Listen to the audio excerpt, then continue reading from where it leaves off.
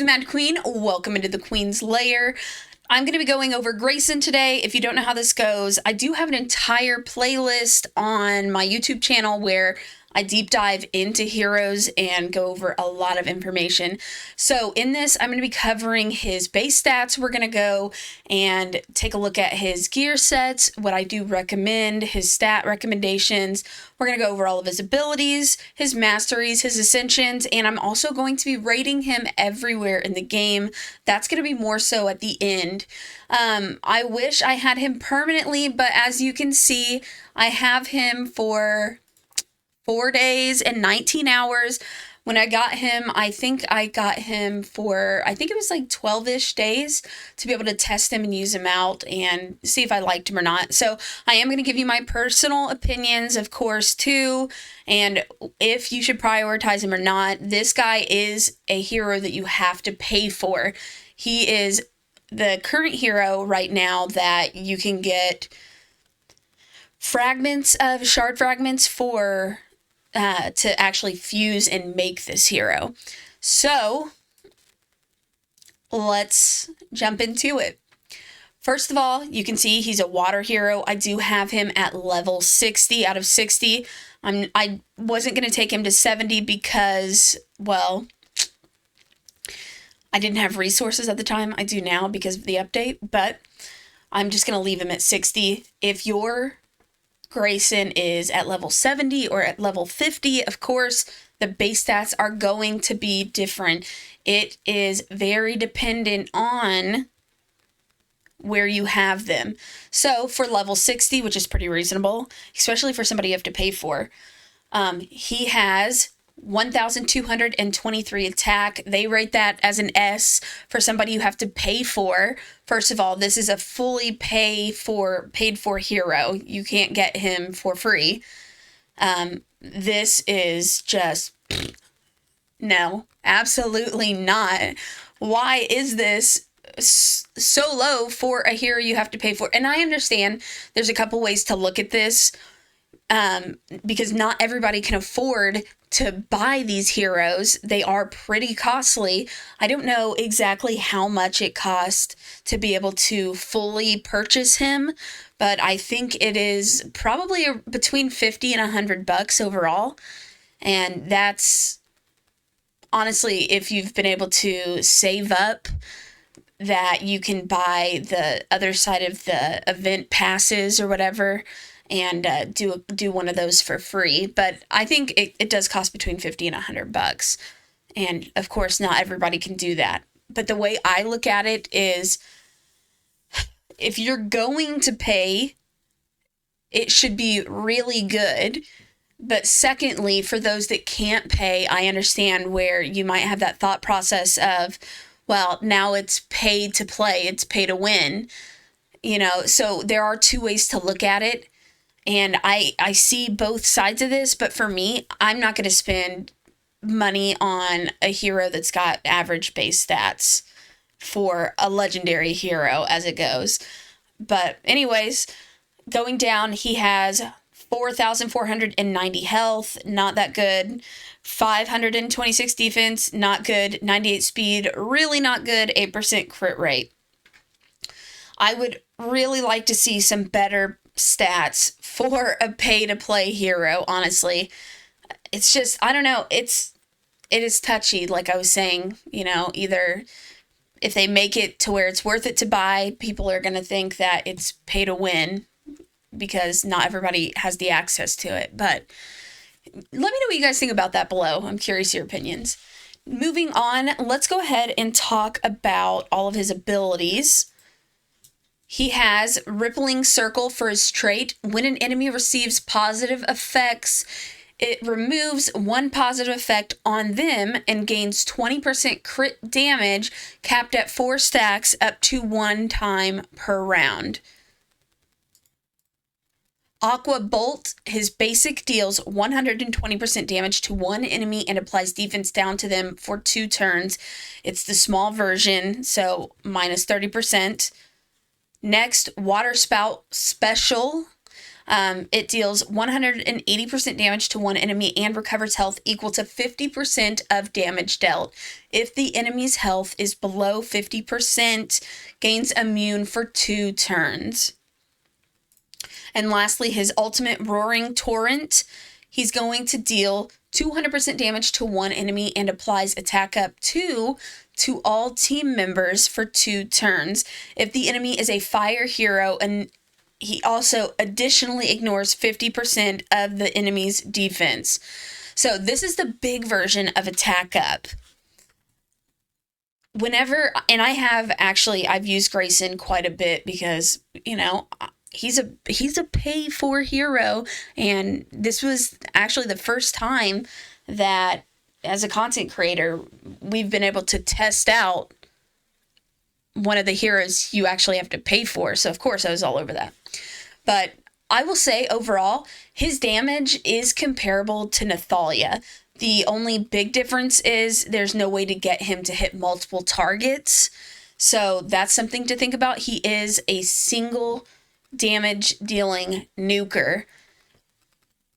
This guy, I will say, is pretty good. Honestly, he can be excellent. The only way to make him excellent, though, is going to be to get his masteries done and to have him at level 70. So not only are you going to have to spend the money and invest in the hero himself and all of the resources, you're going to have to make him level 70, and you're also going to have to do his masteries. If you are able to do that, plus get his ascension, this guy is a force to be reckoned with. He is already really, honestly, pretty good at level 60, but adding those masteries in, I wish that was something else that, you know, we had the ability to test as well. But I can tell you easily, just from how he performs without those things, that when you add those, he's going to be a freaking monster. I know some content creators are able to do that because they have a lot of extra legendary mastery books sitting around. I personally don't. I wish that was the case for me. I don't purchase with money any legendary books, so I don't have a lot of them just sitting around. But Greyson is super, super, super good. And whenever you look at his special here, where he's able to heal 50% of the damage dealt,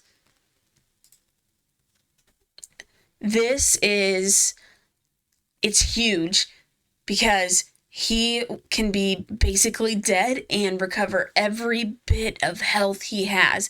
This guy is nuts. He is so, so, so good. And so I know I was complaining a bit about his base stats, and I still stick by that, even though he is excellent, just because you're paying for him. And he's an excellent hero, though. Very, very, very good. Let's go ahead and take a look at his ascension. You're going to have to get him. Sorry, I keep hitting my ring on my desk, but you're going to have to get 5th ascension. Ugh, that just infuriates me. Because the level and the amount of investment that you have to put into this guy is already really high, and the fact that it's a 5-star ascension, man, it's just, they're really making it very difficult for, I mean, even if you're a low spender, you could possibly get this hero, don't get me wrong, but to be able to get his ascension and everything else, it's so much. If you do, though, it is going to be worth it. I personally am not doing all that. I'm not spending the money to get him. I will probably always regret that forever, because he is super, super good. But I don't have that kind of money, you know? So, but let's go ahead and take a look at all of his gear. Right now, this is a very simple build. And honestly, I just transferred it over from another hero just to give you an example. So a warrior set is going to be good for him. It's all really going to depend as well where you plan on using him, but the warrior set is the basic set that's going to be good for him overall. You can also look to use on him a rage set if you have trouble getting crit rate. And something else to look at, if he does have a good amount of survivability in his health and defensive stats, he's able to give himself 4 stacks of 20% crit damage. So if you look at making him sustainable, you're going to get a lot out of him because you won't have to put as much crit damage into him, which is why I was saying if you have that opportunity to get his masteries finished, and I don't just mean the minimum masteries where you complete the gear and abilities, I'm talking about 15 books into this guy. He is going to be able to solo some stuff like a crazy person because of the amount of sustainability he has. And if you're going to use him with a hero that's going to give him a bonus turn, like Florence or Hilaria, those are just the 2 that I can think of right off the top of my head, he is going to smack. Because if you look at Hilaria as well, I'm sorry, not Hilaria, Florence, she is going to be able to give him the ability to do a little bit of splash damage. So it's going to be able to do a bit, it's not a ton, but some damage to the other enemies as well, which is going to help you, overall get off a little extra damage. You can also put him in an assassin set. That's going to be pretty good. You're not going to want to put him in an avarice set because he doesn't deal area damage. Look for different sets that are specifically going to help him deal a lot of damage singularly to one target. So the avarice is going to be the biggest set. But I'm telling you, this guy's a monster. As far as using a curse set, I wouldn't really recommend that. You could go for it, but that's going to be something that's very, very specific. Warrior set is excellent for you. I would honestly recommend, and the stats that I have on him right now, these are not the best stats that you could go for either. I probably should have put more time into going over and making a more precise build for him, but I will tell you, this guy is going to work excellent. And I should have saved the set that I did put on him, but I didn't do that. I don't know why. My brain just wasn't like, hey, you should do this to make your life easier later. But anyways, I would highly recommend making sure that you do actually prioritize his health and defense as well. So I know that he is an offensive hero, right? So when it's an offensive hero, their purpose is to deal damage, but you want him to have some sustainability. I'm not saying that you should go in and give this guy like 30k health. That's not what I'm saying. But 15k health, 1500 defense, and then 100% crit rate, as much attack as possible, and honestly, like 250 crit damage. That's going to do wonders for you. But the only thing about this guy is if you want to get that full potential from him, you're going to have to use a lot of resources, because he is very stat intensive. He needs a lot of different stats. He's going to need attack, health, defense, speed, crit rate, crit damage, and focus. He's going to need focus because he is able to give that defense down with his first ability. That is not something I would prioritize just in general, just as my little tidbit of advice for you. You can get that out of another hero. Hopefully the support that you have on your team. But, if you're wanting to be able to use that on him, it could be a good option for you overall. So just something to think about. You won't have to put quite as much crit damage into him because he's able to stack so much crit damage on him. I believe it's 2046. It's 80% crit damage on him. So if you have all of his masteries done and you put 250 on here in the crit damage on him, he's going to be insane. But of course not. If you're not able to do all the masteries, I wouldn't put as much health and defense into him. it's going to be hard to get those stats on him, but I'm talking like 5,000 plus attack, 1,500 health, or 15,000 health, 1,500 defense, whatever kind of speed you need, depending on where you're using him, 100% crit rate, 250 crit damage. Honestly, like I said, with the focus, I wouldn't bother with it too much unless you really are wanting to land that defense down from his first ability, which it is kind of nice that on his A1, he does have that option to be able to do that.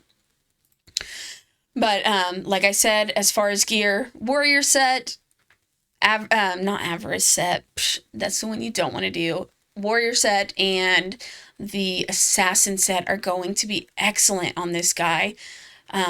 Rage set could be nice if you're having a hard time getting all those stats because he's giving himself extra crit damage. So you could use a rage set that has really good substats for crit damage and attack. That way it can help you get just a little bit of a boost because it's going to be hard to get all of those stats onto this guy overall. So this hero is very much, I mean, you have to put so many investments into him.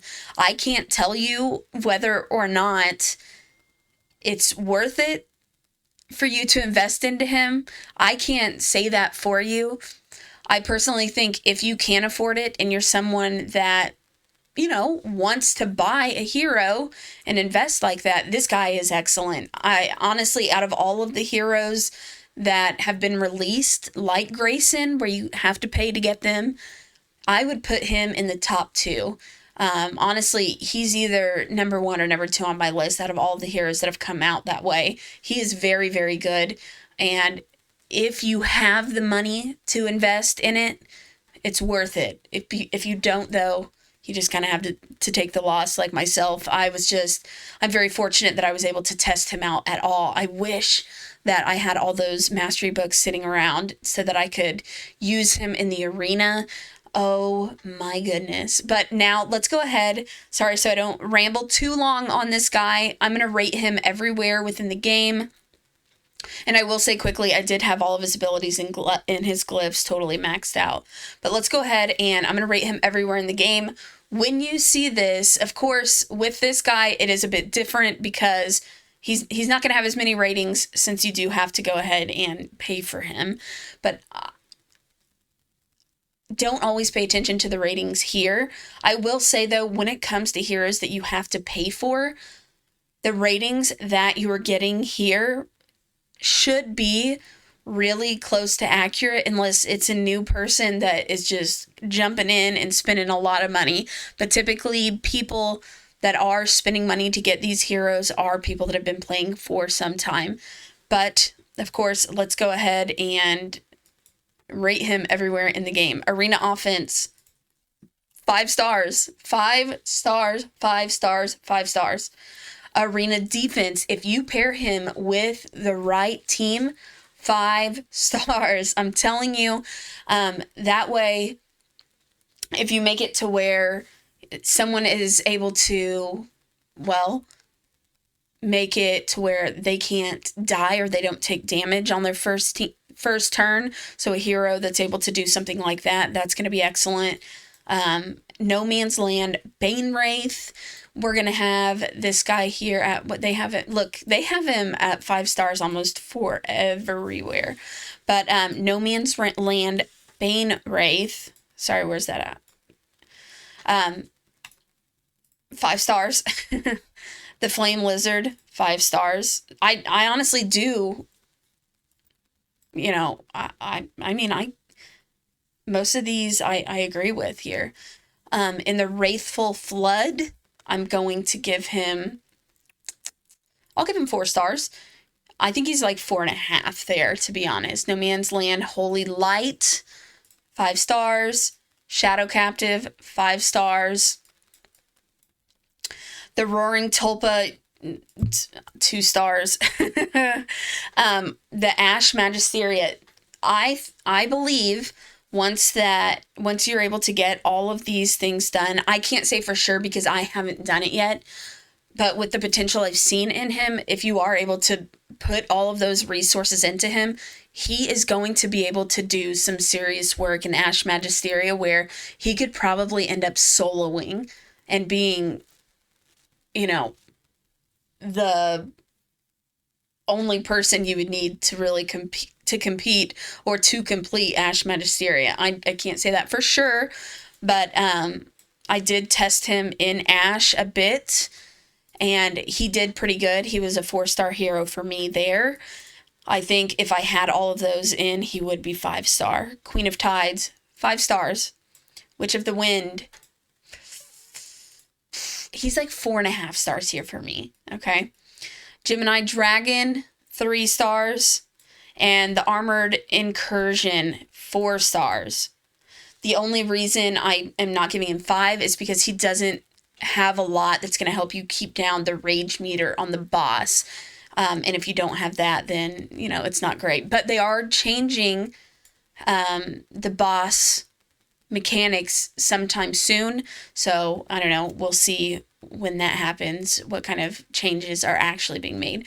But if you guys have any questions, comments, if I was unclear on anything, leave that down below. I would be more than happy to answer any kind of questions you guys have. Also, just generally continue any kind of conversation about Greyson with you guys there. Please do not feel pressured to buy this hero. I never want any of my videos to make anybody feel like they need to buy them. That is the very last thing I want to do. So please, please, please, he's not the end-all be-all. You're going to be able to complete and do other content within the game if you don't have him. He is going to be great if you do, but he is not a must. So keep that in mind, guys. Also, join my Discord community. The link for that is in the description of all of my videos. Thanks for watching, and I'll catch you guys in the next video.